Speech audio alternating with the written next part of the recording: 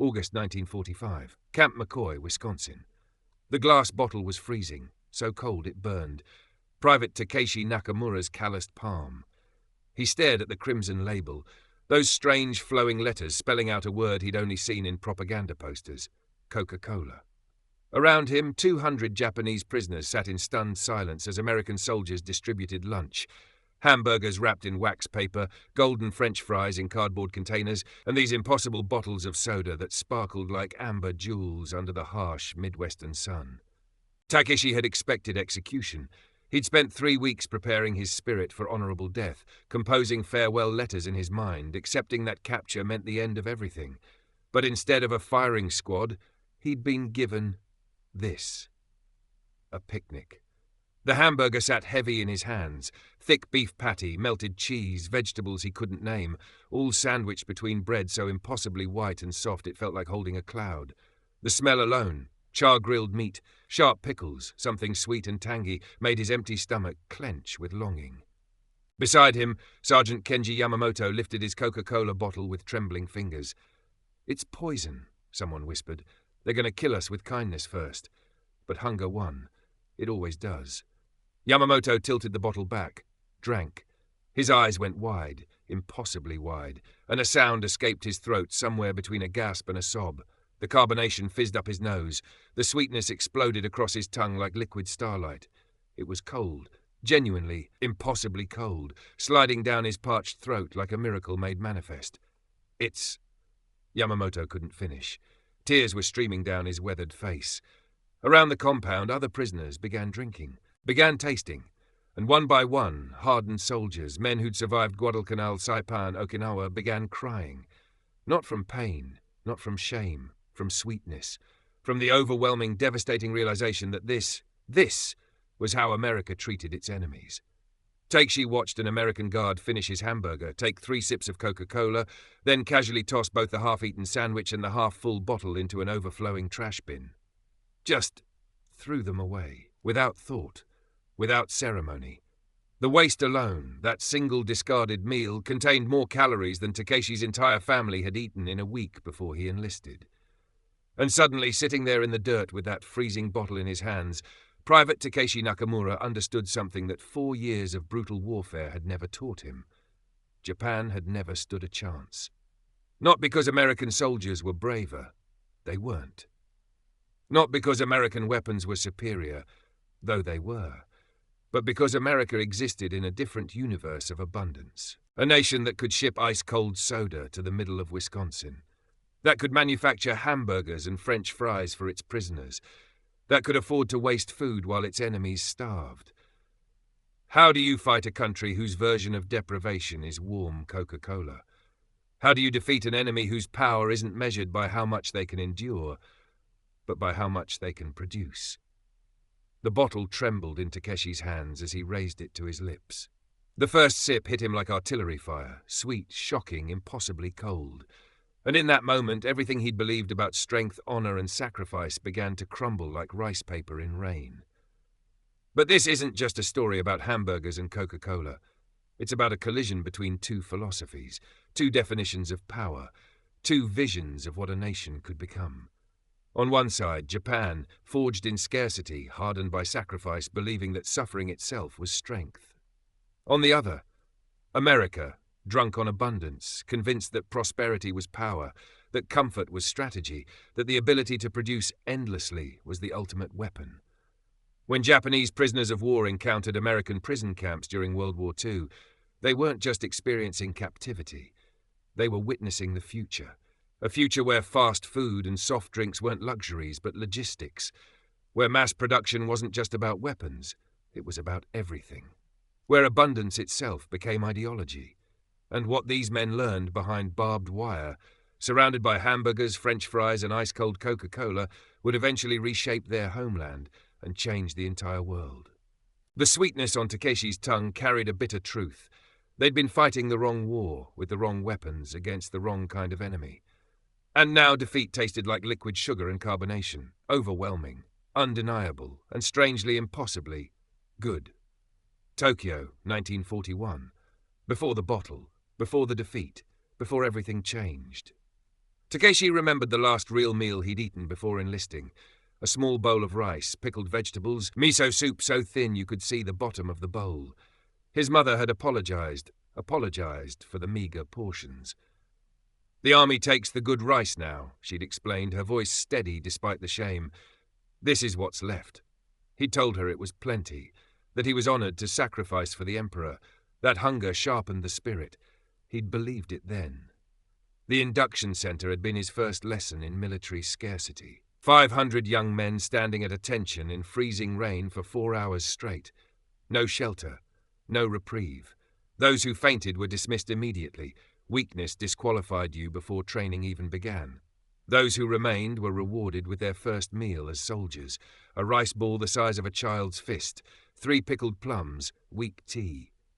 "This is abundance compared to what you'll eat in combat," barked Lieutenant Colonel Ito, pacing before them like a hungry wolf. "You will learn to need nothing. You will learn that the enemy soldiers grow soft on excess, fat on hamburgers and candy. They cannot march as we march, cannot endure as we endure." The young men had cheered, voices hoarse with cold and conviction. Training reinforced the lesson daily. Wake at 4 a.m., run 8 miles before breakfast. Breakfast, another rice ball, dried fish if they were lucky. Drills until lunch. Lunch, rice, soup made from whatever vegetables could be scrounged. More drills. Dinner, the same, always the same. Less than 1,000 calories a day, and they were expected to perform like machines. "The body adapts," Sergeant Instructor Hayashi would say during their weekly lectures on gammon endurance. "Pain is temporary. Hunger is temporary. But your spirit, your Yamato Damashi, your Japanese spirit, that is eternal. That is what will defeat the soft Americans who cannot fight without their refrigerators and their Coca-Cola trucks." They'd laughed at that. Coca-Cola trucks. As if any army would waste resources shipping soda to combat zones. It seemed like obvious propaganda, proof that Americans were foolish, wasteful, doomed. But it wasn't propaganda. Takeshi remembered the winter mountain survival exercise. Dropped in the Japanese Alps in January with nothing but their uniforms and 1 rice ball each. Told to survive for 5 days. Find shelter, find food, find water, or die trying. He'd eaten pine bark soup. Trapped a rabbit with his bare hands and eaten it raw because starting a fire would have revealed his position to the instructors. He'd been proud of that rabbit, proud of the blood on his face, the raw meat in his belly, the proof that he could survive on nothing. 3 men died during that exercise. Hypothermia. Starvation. 1 fell off a cliff searching for food. The survivors were congratulated. The dead were honored. Their families notified that their sons had died gloriously in service to the Emperor, which was technically true if you considered training exercises service. Nobody questioned whether the exercise had been necessary, whether deliberately starving soldiers made them stronger or just weaker. This was bushido, the way of the warrior, suffering as virtue, scarcity as strength, and it worked. At first, the early victories were intoxicating. Pearl Harbor, Singapore, Hong Kong, the Dutch East Indies. Japanese forces, lean and fierce and hungry, swept through the Pacific like a typhoon of righteous fury. Western colonial powers, comfortable, complacent, fat on their own abundance, crumbled before soldiers who could march 40 miles on a handful of rice and still fight when they arrived. "See?" Lieutenant Colonel Ito had crowed during a briefing in Manila. "See what discipline achieves. The Americans hide behind their machines and their hamburgers. But machines break, hamburgers spoil, the warrior spirit, properly hardened through suffering, never breaks." The officers raised cups of weak sake. The enlisted men bowed their heads, swelling with pride despite their empty stomachs. But then the tide turned. Midway, Guadalcanal, Saipan. The battles got harder. The supply lines stretched thinner. The rations grew smaller. By 1944, Takeshi was eating once a day if he was lucky. Sometimes it was just a handful of rice mixed with millet to stretch the supply. Sometimes it was seaweed soup, bitter, thin, barely enough to keep a man conscious, much less combat ready. Sometimes it was nothing, just water and the promise that suffering built character. Takeshi watched his fellow soldiers transform into walking skeletons, cheeks hollow, eyes sunken deep in skull-like faces, ribs visible through uniforms, legs thin as bamboo stalks. Dysentery swept through the ranks, then beriberi, then malaria. Men who'd once run 8 miles before breakfast now struggled to stand for morning roll call. But complaining was unthinkable. Weakness was shameful. Gammon, endure. The Americans are suffering too, officers assured them, though nobody quite believed it anymore. They're far from home. Their supply lines are stretched. They must be hungry just like us. But when Takeshi's unit overran an abandoned American position on Saipan, what they found told a different story. The Americans had retreated quickly, probably under artillery fire, and left behind everything. Crates of ammunition, medical supplies in quantities Takeshi had never seen. Cigarettes, cartons and cartons of cigarettes, American brands with colourful packaging, and food. Dear God, the food. Canned goods, beef stew, fruit cocktail, condensed milk, vegetables in tin containers with labels printed in English. Chocolate bars, real chocolate, wrapped in wax paper, dozens of them. Crackers, coffee, powdered eggs, and bottles. Empty glass bottles scattered everywhere, bearing that now familiar red label. Coca-Cola. Takeshi had picked up a can of beef stew, his first American food, and stared at it like an archaeological artifact from an alien civilization. The can was sealed, pristine, with a label showing a photograph of the contents inside. In Japan, canned goods were rare, precious, reserved for officers or emergency rations. Here, the Americans had left dozens of cans behind, just abandoned them. He'd opened it with his bayonet. Even cold, even congealed, the beef stew was the most substantial meal he'd eaten in 6 months. Real beef, actual chunks of meat, not the mystery protein Japanese rations sometimes contained. Thick gravy, carrots, potatoes. Each spoonful contained more calories than a day's worth of rice balls. Takeshi had crouched in a bombed-out bunker, eating cold American beef stew, tears streaming down his face. And for the first time, a terrible thought crept into his mind. What if Lieutenant Colonel Ito was wrong? What if suffering doesn't make us stronger? What if it just makes us suffer? But he'd pushed the thought away, buried it deep. Because acknowledging it meant acknowledging that every hungry night, every painful day, every moment of gammon had been for nothing, that they'd been sacrificing for a philosophy that was already obsolete. So he'd continued fighting, continued enduring, continued believing that somehow, through pure spiritual strength, Japan would prevail.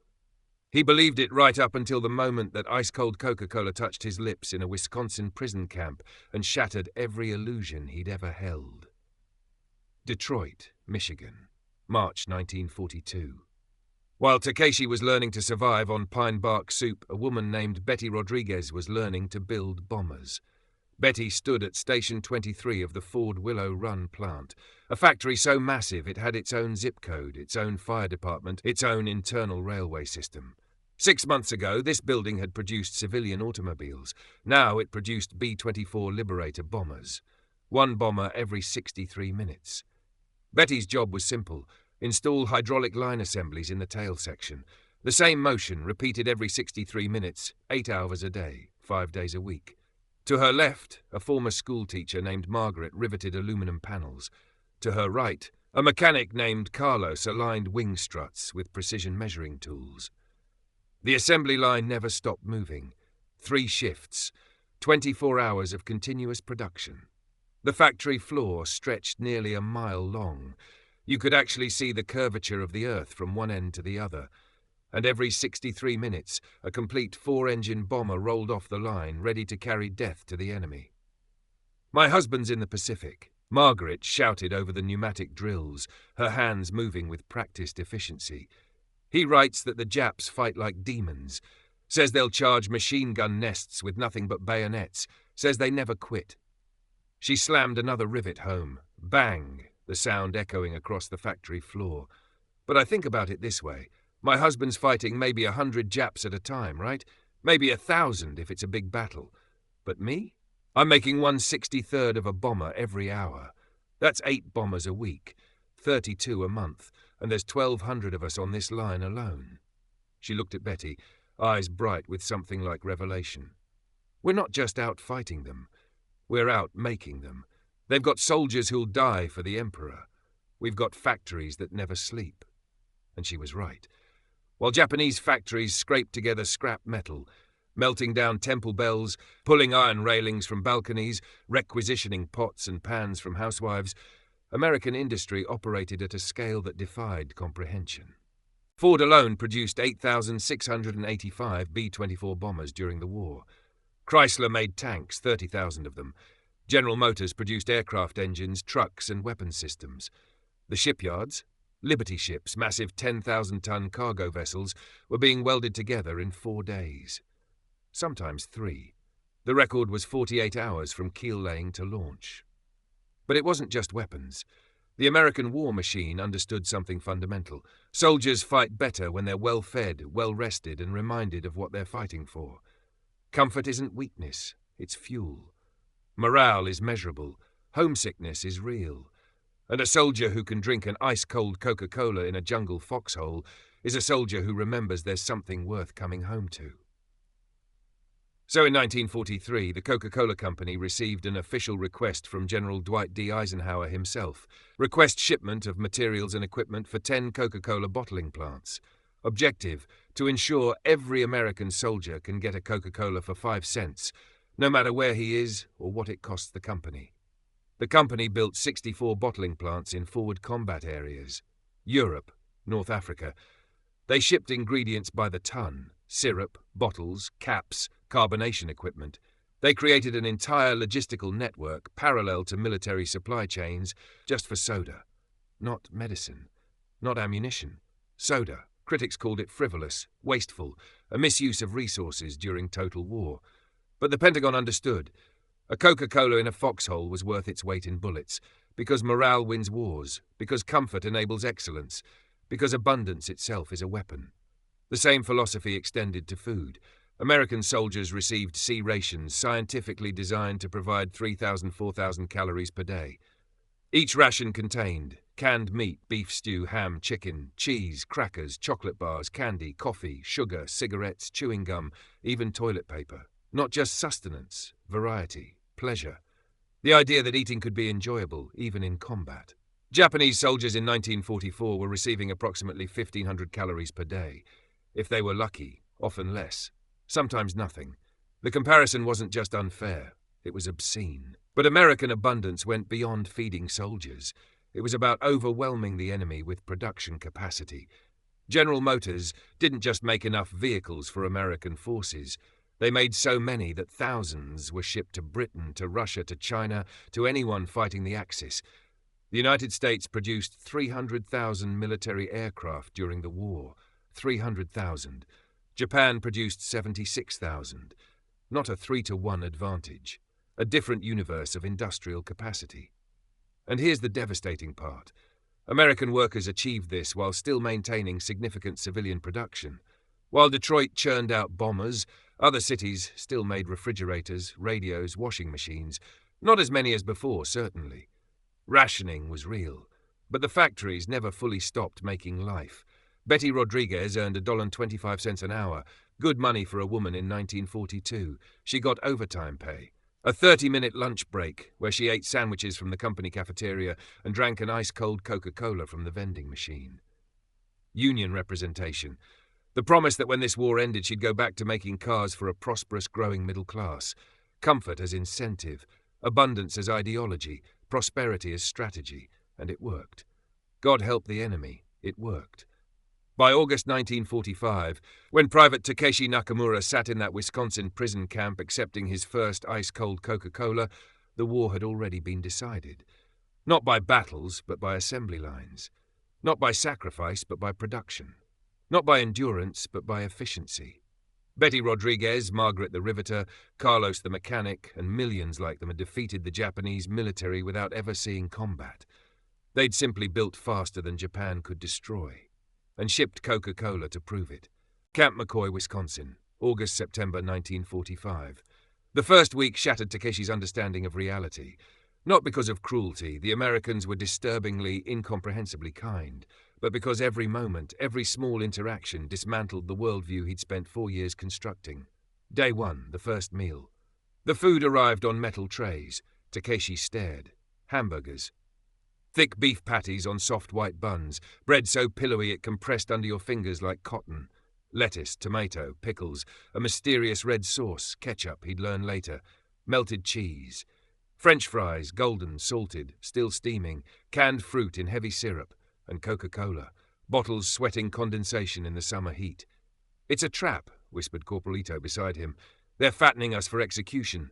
This is psychological torture." But hunger doesn't care about psychology. One prisoner reached forward, then another.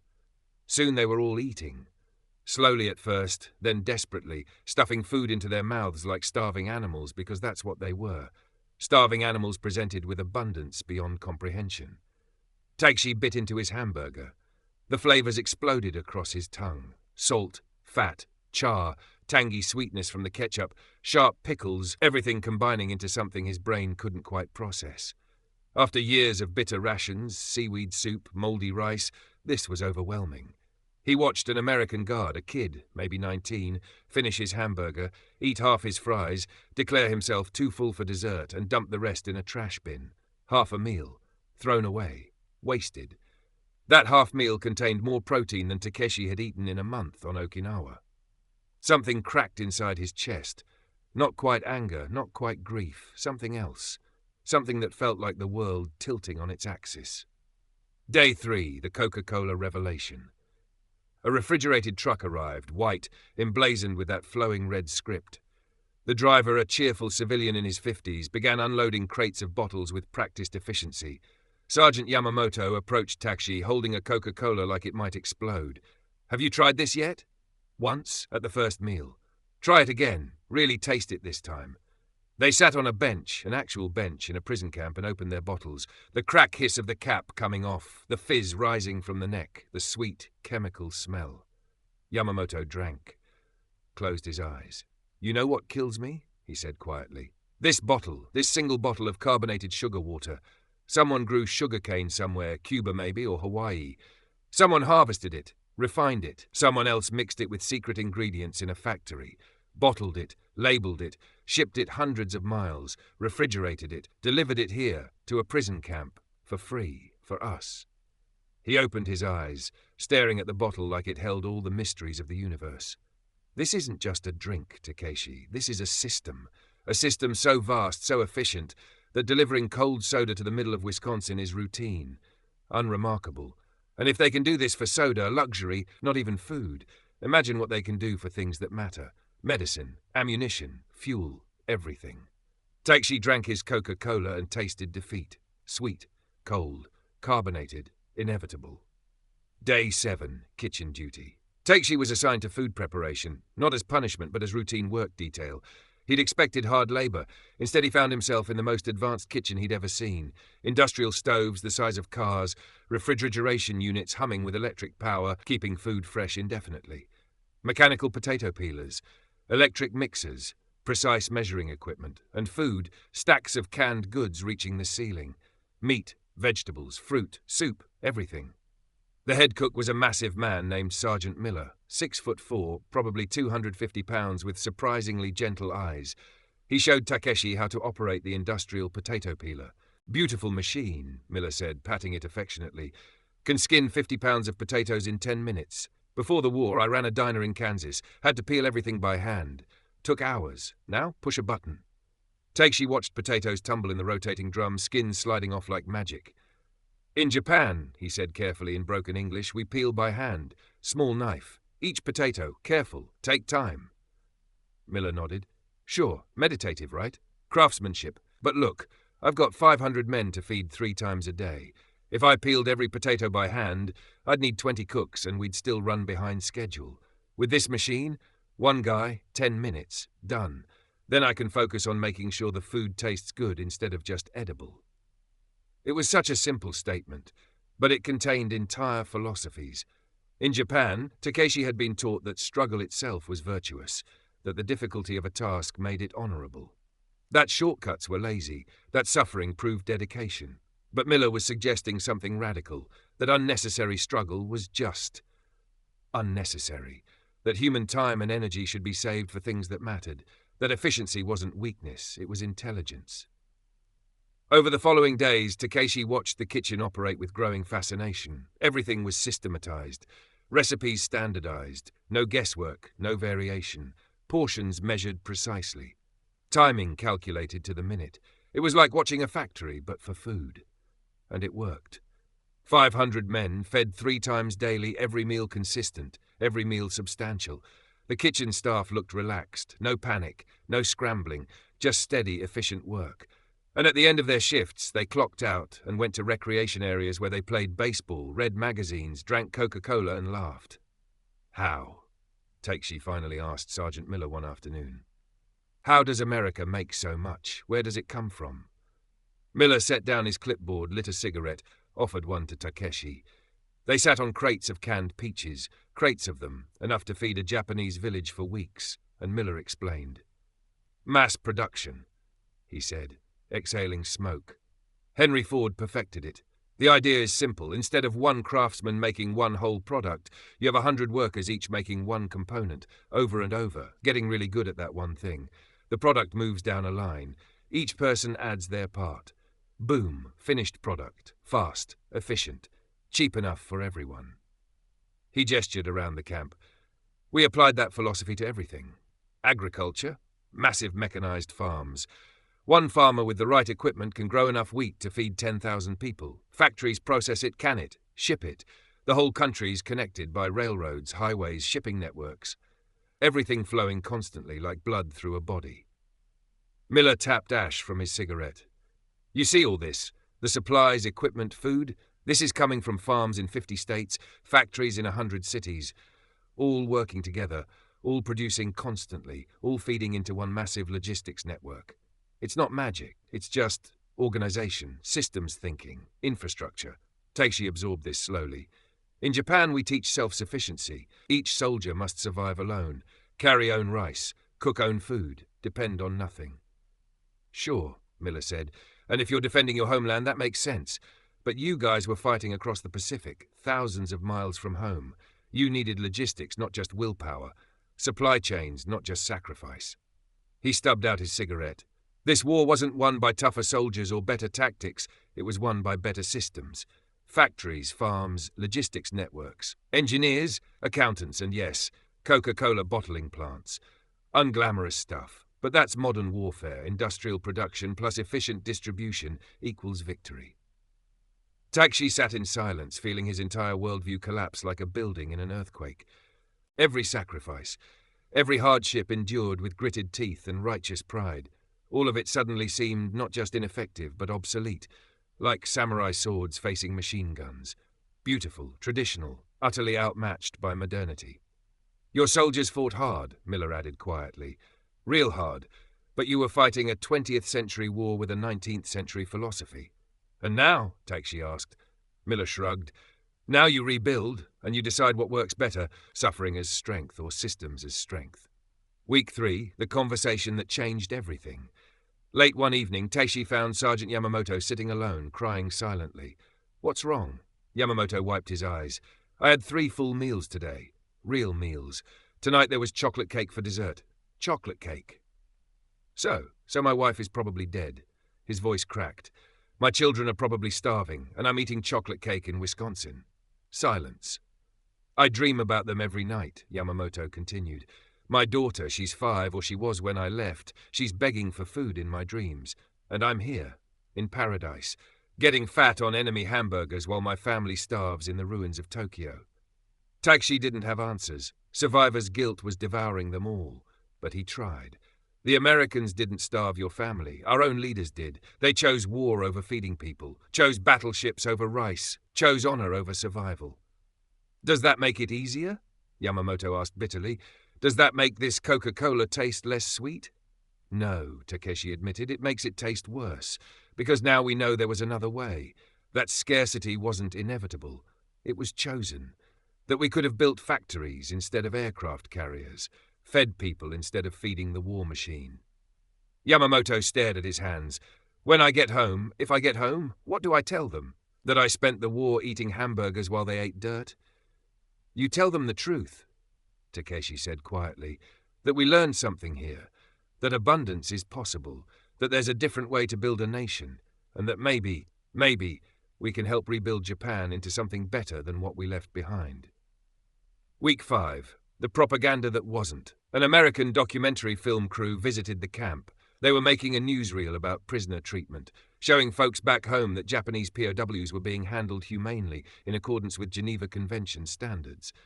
The prisoners were filmed eating lunch, playing baseball, receiving medical care, drinking Coca-Cola. Corporal Ito spat on the ground after the cameras left. Propaganda. They're making us look soft, like we betrayed the Emperor for hamburgers and soda. Maybe we did, Takeshi said quietly. Ito's eyes went wide with shock. How dare you? No, listen. What if our loyalty was to the wrong thing? What if dying for the Emperor was noble, but living for our families would have been wiser? What if fighting until death was honorable, but surviving to rebuild was braver? That's treason, Ito hissed. Is it? Or is it just learning from defeat? The argument went nowhere. Some prisoners clung to the old certainties, bushido, honor, sacred duty. Others, like Takeshi and Yamamoto, felt those certainties crumbling like sandcastles at high tide. The Coca-Cola bottle in Takeshi's hand felt heavier than a rifle, because it represented a question he couldn't answer.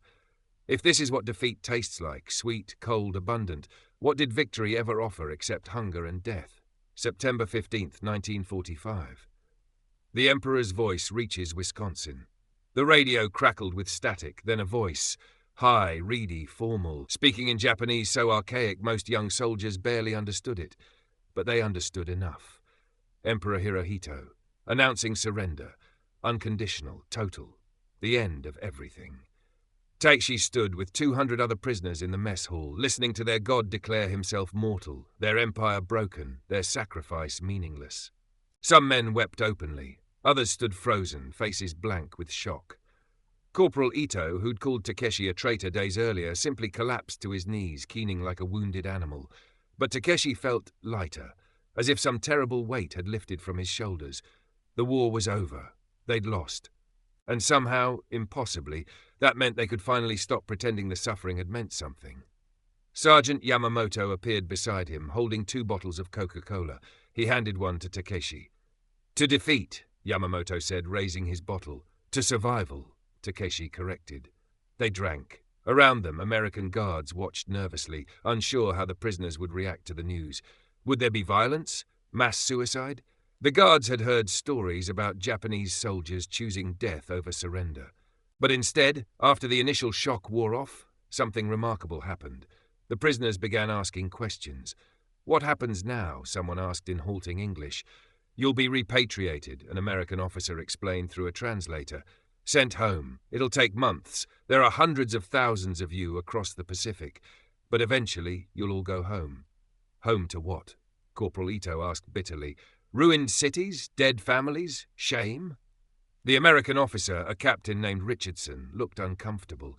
I don't know, but you'll rebuild. That's what nations do after wars, they rebuild. With what? Another prisoner asked. We have nothing. Our cities are rubble. Our factories destroyed. Our people starving. Richardson hesitated, then said something that would echo through Takeshi's mind for decades. You'll rebuild with what you learned here. You've seen how we do things, mass production, efficient systems, infrastructure. You can take that knowledge home, build a different kind of Japan, one that's prosperous instead of just proud. It sounded naive, impossible. But the seed was planted. October 1945, the transformation accelerates. In the weeks following surrender, the psychological barriers between prisoners and guards began dissolving. Men who'd been enemies discovered they were just men, with families, dreams, fears. American guards began teaching prisoners English phrases, baseball rules, how to make hamburgers. No, you got to flip it when the edges start to brown, see? In exchange, prisoners taught guards Japanese customs, calligraphy, how to cook rice properly. The mess hall became a classroom.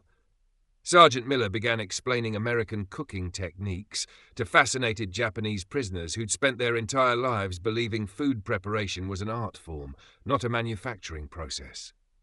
This is a recipe card, Miller explained, holding up a standardized form. Every hamburger we make uses the same recipe. Same weight of meat, 4 ounces. Same temperature, 350 degrees. Same cooking time, 3 minutes per side. That's how we can feed 500 men and have every burger taste identical. Consistency, reliability, that's the secret. Takeshi, now working full-time in the kitchen, watched in fascination as Miller demonstrated the industrial burger assembly process. It was like watching a factory line, but for food. Buns toasted on a timer, patties cooked in batches, condiments applied with measured portions, everything systematic, everything efficient. In Japan, Takeshi said slowly, a chef spends years learning to cook. Each dish is art, personal, different every time. And that's beautiful, Miller agreed. But it doesn't scale. A master chef can maybe cook for 50 people in a night. This system, we can feed thousands. Both approaches have value, but in wartime, only one approach keeps armies fed. The lesson wasn't just about hamburgers, it was about everything. American guards began bringing newspapers to the camp, Japanese language papers published by the occupation authorities showing photographs of devastated Japanese cities, Tokyo, Osaka, Hiroshima, Nagasaki. The prisoners stared at images of their homeland reduced to ash and rubble and struggled to reconcile the destruction with the abundance surrounding them in Wisconsin. How do we rebuild from this? Yamamoto asked one evening, looking at a photograph of Tokyo. Miles of flattened buildings, survivors living in makeshift shelters, children with hollow eyes. The same way they built this, Takeshi replied, gesturing at the prison camp infrastructure. Systems, organization, mass production. We saw their factories produce hamburgers and Coca-Cola. Those same factories can produce steel, concrete, machinery, everything we need to rebuild.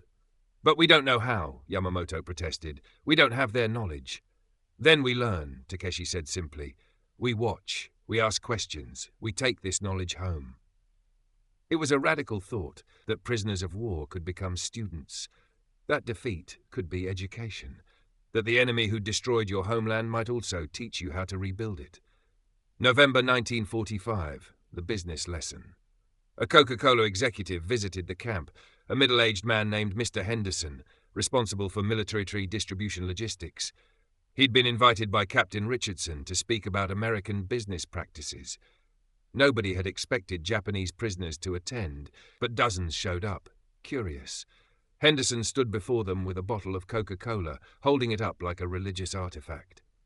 This bottle, he began through a translator, represents one of the most sophisticated distribution networks ever created. The Coca-Cola Company operates bottling plants in 64 countries. We produce over 6 billion bottles per year. That's almost one bottle for every person on Earth. The prisoners stared, trying to comprehend numbers so vast they seemed fictional. How? Takeshi asked. How is it possible? Henderson smiled. 3 principles: standardization, franchising, and vertical integration. First, standardization. Every bottle is identical. Same formula, same taste, same quality. Whether you drink Coca-Cola in New York or Tokyo or Cairo, it's exactly the same. That's brand power. He gestured to the bottle. Second, franchising. We don't own all those bottling plants. We license them to local businessmen who produce and distribute Coca-Cola in their regions. They profit. We profit. Everyone wins. That's how we scale globally without owning everything. Third, vertical integration. We control the supply chain from raw materials to retail. We source ingredients, manufacture syrup, distribute it, control quality at every step. No middlemen, no inefficiency, maximum profit. The prisoners absorbed this information like sponges. These weren't just business concepts, they were principles for rebuilding an entire economy. Yamamoto raised his hand. In Japan, before war, we had zaibatsu, large family-controlled companies. Similar? Similar, Henderson agreed. But American corporations separate ownership from management. Professional managers run the company, not just family members. That means the best leaders rise to the top based on merit, not bloodline. More efficient. After the presentation, Takeshi approached Henderson. When we return to Japan, he said carefully, could we learn more about these systems? Henderson looked surprised, then thoughtful. You know what? After the war ends, really ends, not just the fighting, Japan will need to rebuild. You'll need factories, infrastructure, businesses. If you're interested in learning American business methods. He pulled out a business card. Write to me. Maybe something can be arranged. Takeshi took the card like it was made of gold. On it, printed in neat letters, Robert Henderson, Director of International Operations, the Coca-Cola Company, Atlanta, Georgia. A connection, a possibility, a future. December 1945, the waste that wasn't. The camp hosted a Christmas celebration, though most Japanese prisoners had no idea what Christmas was. American guards explained it was a holiday celebrating peace, family, and giving gifts. The mess hall was decorated with paper chains and a small tree. The meal was spectacular. Roasted turkey, mashed potatoes with gravy, stuffing, cranberry sauce, green beans, dinner rolls with butter, pumpkin pie, and of course ice-cold Coca-Cola. Takeshi watched American soldiers eat until they were uncomfortably full, then push away plates still half covered with food. Perfectly good turkey, uneaten pie, half-drunk bottles of Coca-Cola, all of it scraped into trash bins without ceremony. A year ago, the waste would have enraged him. Now, it just fascinated him, because he finally understood. The waste was the point. A society that could afford to waste food was a society that had solved the fundamental problem of scarcity. The goal wasn't to eliminate waste. The goal was to produce so abundantly that waste became irrelevant. Better to overproduce and discard excess than to underproduce and watch people starve. It was a completely different philosophy than Japanese motonai, the cultural emphasis on not wasting anything. Both had value, but only one could feed a nation of millions. That night, Takeshi wrote in a journal he'd been keeping, notes about everything he'd learned, observations about American systems, ideas for post-war Japan. The journal had become precious to him, a collection of knowledge that might help rebuild his homeland. He wrote, "The Americans were not because they're stronger, but because they've eliminated the concept of scarcity. Abundance is their weapon. Production is their strategy. They don't fight to survive. They fight from a position of already having survived. This is the future. Japan must learn this or remain forever in the past." January 1946. The letters home. Prisoners were finally allowed to send letters to Japan. Takeshi wrote to his family, if they were still alive, telling them he'd survived, that he was well, that he'd be home soon. But he also wrote something else. Descriptions of what he'd seen. The hamburgers and French fries. The Coca-Cola trucks. The systematic efficiency. The casual abundance. He knew the censors would read it, but he wrote anyway, hoping someone would understand. "Mother, Father, if you receive this letter, know that I am healthy and treated well. But more importantly, know that I have learned things here that could help rebuild our nation. The Americans have systems, ways of producing and distributing goods that we never imagined. When I return, I want to help build a new Japan, not one that glorifies suffering, but one that creates abundance. Not one that prepares for war, but one that prepares for prosperity." He didn't know if the letter would ever reach his family, but writing it felt like planting a seed. Yamamoto wrote similar letters. So did dozens of other prisoners who'd undergone the same transformation. Men who'd entered the camps as warriors, convinced that sacrifice and suffering were virtues, were leaving as students of efficiency, abundance, and systems thinking. The irony wasn't lost on them. They'd had to lose the war to learn how to win the peace. February 1946, the day of departure. The repatriation ships were ready. Thousands of Japanese prisoners from camps across America were being processed, given new clothes, medical clearances, and documentation. The journey home would take weeks, across the Pacific to a homeland none of them would recognize. On his last day at Camp McCoy, Takeshi stood in the mess hall for breakfast one final time. Scrambled eggs, bacon, toast, orange juice, and yes, a bottle of Coca-Cola, his last American Coca-Cola, though he didn't know it then. Sergeant Miller came over, extending his hand. "Good luck, kid. Rebuild that country of yours. Make it something worth coming home to." They shook hands. Former enemies, now something like friends. "Thank you," Takeshi said in English, much improved after months of practice. "Thank you for teaching me." "I just showed you how to peel potatoes," Miller laughed. "No," Takeshi said seriously. "You taught me that there is a different way, that abundance is possible, that systems can replace suffering, that is worth more than potatoes." Miller's expression softened. "Well then, don't waste it. Your country's got a long road ahead, but you've got young people, smart people. If anyone can rebuild from ashes, it's you guys." The buses arrived to take prisoners to the port. Takeshi climbed aboard, carrying almost nothing, just the clothes on his back, his journal full of observations, and Robert Henderson's business card carefully folded in his pocket. As the bus pulled away from Camp McCoy, Takeshi looked back at the compound that had been his home for 6 months. The mess hall where he'd first tasted hamburgers.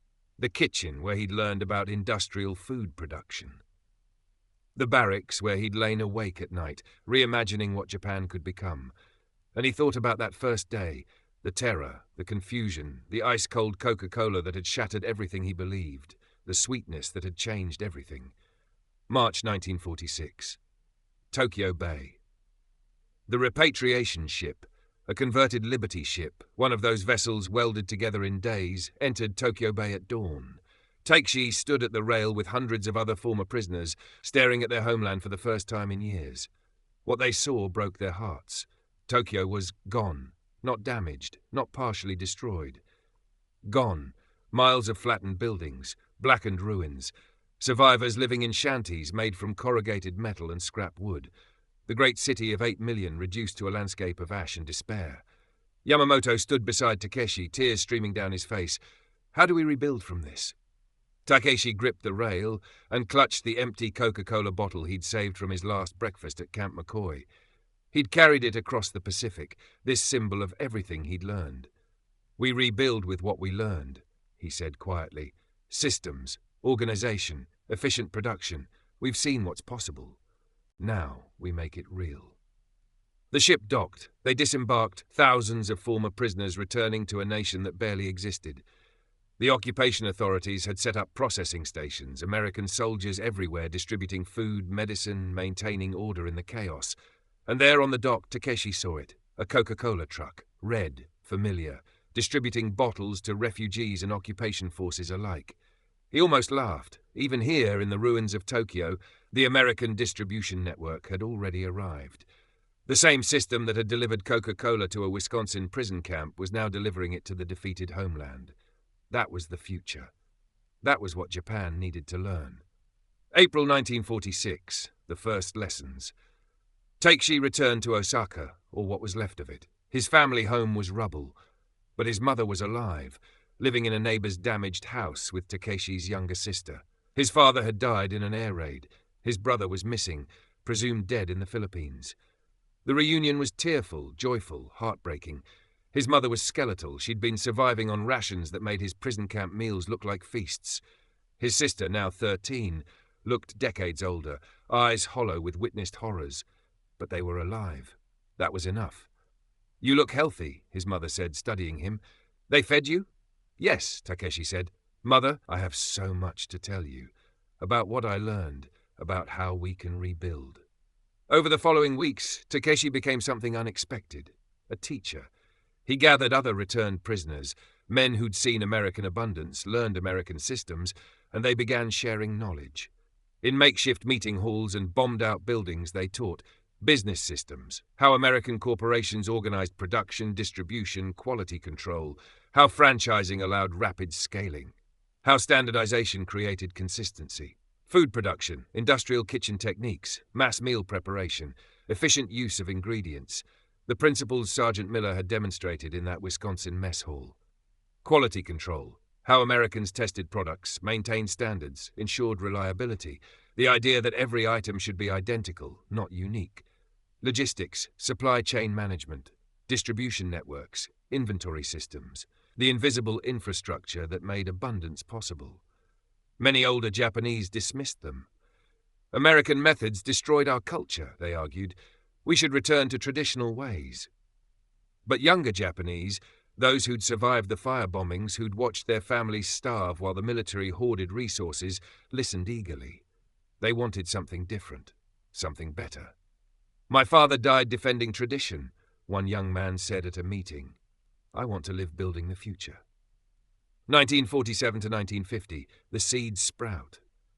The American occupation, led by General Douglas MacArthur, began implementing reforms, land redistribution, democratic governance, economic restructuring. And alongside the official programs, thousands of returned prisoners were implementing their own reforms, applying lessons learned in prison camps to rebuild their nation. Takeshi got a job with a trading company that was beginning to import American goods. His experience, his English skills, his understanding of American business practices, his connections like Robert Henderson's business card, made him valuable.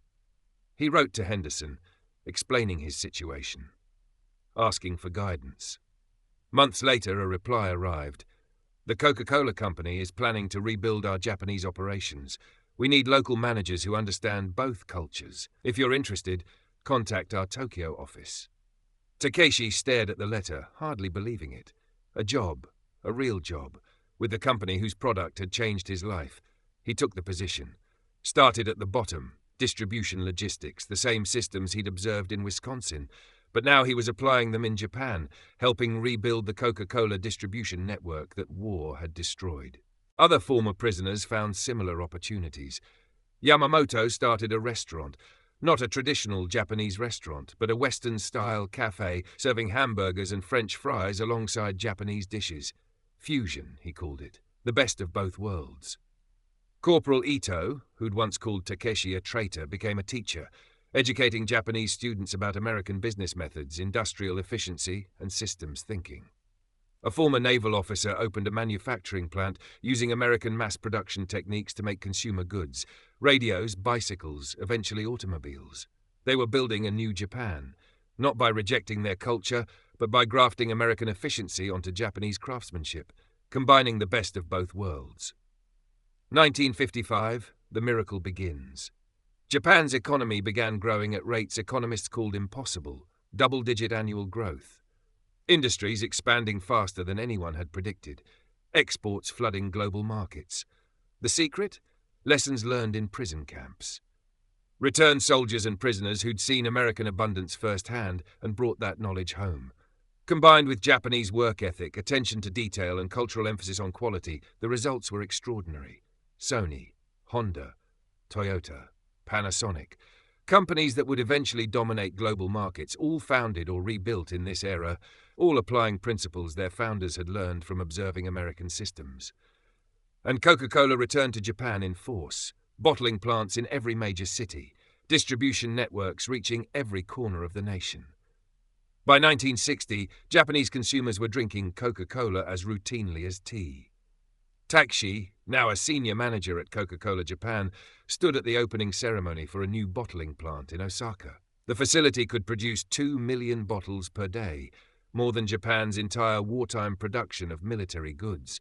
He thought about that first bottle, the one that had trembled in his hands in a Wisconsin prison camp, the sweetness that had shattered his worldview, the cold carbonation that had tasted like defeat and possibility simultaneously. "What are you thinking?" asked his assistant, a young woman born after the war who'd never known hunger or scarcity. "I'm thinking about how far we've come," Takeshi said, "and how a simple soft drink helped teach us the way forward." 1964, the Tokyo Olympics. Japan hosted the Olympics, the ultimate symbol of recovery and acceptance into the global community. The world watched in amazement as the nation that had lain in ruins 20 years earlier now showcased gleaming infrastructure, efficient transportation, and prosperous citizens. The Olympic Village served food from around the world, including hamburgers and Coca-Cola, now as Japanese as they were American. Takeshi attended the opening ceremony with his family, his wife, his 3 children, his aging mother. They watched athletes from every nation march into the stadium, and Takeshi remembered watching American guards distribute Coca-Cola in a prison camp, never imagining this future was possible. "Father," his eldest son asked, "is it true you learned about business from being a prisoner?" "Yes," Takeshi said.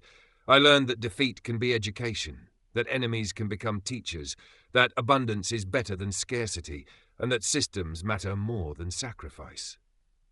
"Do you hate the Americans for defeating us?" Takeshi considered the question carefully. "I did once, but now I think they gave us something more valuable than victory. They gave us a vision of what we could become. Not through conquest, but through prosperity. Not through empire, but through excellence." His son looked puzzled. "But they destroyed our cities." "Yes, and then they showed us how to build better ones. That's a complicated gift, but a gift nonetheless."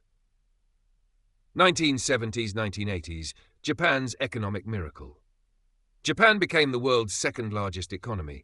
Japanese cars dominated American roads. Japanese electronics revolutionized global markets. Sony Walkmans. Nintendo video games. Toyota manufacturing systems that American factories studied and tried to replicate. The student had become the master by learning from defeat, adapting American efficiency to Japanese culture, and producing goods that combined the best of both nations' strengths. And everywhere in Tokyo and Osaka and Kyoto, Coca-Cola flowed freely. Japanese teenagers drank it at baseball games. Businessmen drank it at lunch. Families drank it at dinner. The bottle that had once seemed impossibly foreign was now completely naturalized. Takeshi, now retired, sometimes gave lectures at business schools. He'd tell students about those prison camp days, about hamburgers and French fries and ice-cold Coca-Cola, about Sergeant Miller teaching him to operate an industrial potato peeler, about learning that abundance was a system, not an accident. You must understand, he'd tell them, that Japan's post-war success wasn't just about hard work. It was about learning, about taking the best ideas from everywhere, American efficiency, Japanese quality, German engineering, and combining them into something new. That's the real lesson, that wisdom has no nationality, that good ideas should be adopted regardless of their source. The students would take notes, hardly believing this old man had once been a starving prisoner of war. 1995, the full circle. Takeshi returned to America for the first time since the war, a business trip to Atlanta, Coca-Cola's headquarters. He was 75 years old, a respected former executive, invited to speak at a company conference about Coca-Cola's international success. While in Atlanta, he made a detour to Wisconsin, to Camp McCoy. The former prison camp was now a military training facility, completely transformed. But some of the old buildings remained, converted to other uses. Takeshi stood where the mess hall had been, now a gymnasium, and remembered the terror of that first day, the confusion, the ice-cold bottle in his trembling hands, the sweetness that had changed everything. A young American soldier approached, a private, barely 20. "Can I help you, sir?" "I was a prisoner here," Takeshi explained. "During the war, I came back to see it again." The soldier's eyes widened. "Wow, what was that like?" Takeshi smiled. "It was the most important education of my life. I learned that abundance is possible, that systems matter, that former enemies can become friends, and that sometimes defeat teaches more than victory ever could." He pulled out a bottle of Coca-Cola he'd brought with him, manufactured in Japan, exported to America, completing the circle. He opened it, the familiar crack hiss that had become the sound of his life's work. "To lessons learned," he said, raising the bottle toward the sky. "To bridges built, to abundance shared." He drank, still cold, still sweet, still tasting like the future. 2000s, the legacy. Takeshi died at age 83, surrounded by family in a comfortable Tokyo apartment. His children were successful professionals, his grandchildren attended university. His great-grandchildren would never know hunger, scarcity, or war. The Japan he left behind bore little resemblance to the Japan he'd fought for. It was prosperous, peaceful, democratic, and thoroughly integrated into global capitalism. Japanese companies operated worldwide. Coca-Cola, bottled in Japanese plants, was exported across Asia. McDonald's franchises served hamburgers and fries on Tokyo street corners. Some called it cultural imperialism. Others called it progress. Takeshi had called it synthesis, the blending of cultures, the adoption of what works, the evolution of identity through learning. His obituary in the Asahi Shimbun newspaper mentioned his work at Coca-Cola, his contributions to Japan's economic recovery, his role in rebuilding US-Japan business relations. But it missed the real story, that a starving soldier, given an ice-cold Coca-Cola by his captors, had learned lessons that helped rebuild a nation. That hamburgers and French fries in a prison camp had taught principles of mass production that would revolutionize Japanese industry. That the sweetness of defeat had led to the prosperity of peace. Today, you can walk down any street in Tokyo, Osaka, or Kyoto and find Coca-Cola vending machines every few blocks. You can buy hamburgers at McDonald's franchises that look identical to their American counterparts. You can see Japanese teenagers eating French fries while watching American movies on Japanese-made electronics. The cultural exchange that began in prison camps when starving soldiers first tasted American abundance has become so complete that it's invisible. Nobody thinks of Coca-Cola as foreign anymore. It's just there, part of modern life, part of global culture. But the lessons go deeper than soft drinks and fast food. Japan's post-war economic miracle, The transformation from devastated ruins to global economic powerhouse was built on principles thousands of former prisoners and soldiers learned from observing American systems. Mass production, efficient distribution, standardization, quality control, systems thinking. They took those lessons, refined them, improved them, and created something extraordinary. A synthesis of American efficiency and Japanese quality that revolutionized global manufacturing. The Japanese miracle wasn't really about Japanese culture versus American culture. It was about learning, adapting, and evolving. Today, American factories study Toyota production systems and Kaizen philosophy, Japanese innovations that were themselves adaptations of American efficiency principles observed in Wisconsin prison camps. The student became the teacher. The circle completed itself, and it all started with a bottle, a simple glass bottle of carbonated sugar water, ice cold, impossibly sweet, given to a starving prisoner by his enemy, a small gesture that carried within it the seeds of transformation. Because sometimes the most powerful weapons aren't bullets or bombs, sometimes they're ideas, systems, visions of what's possible, lessons about abundance, efficiency, and the power of production.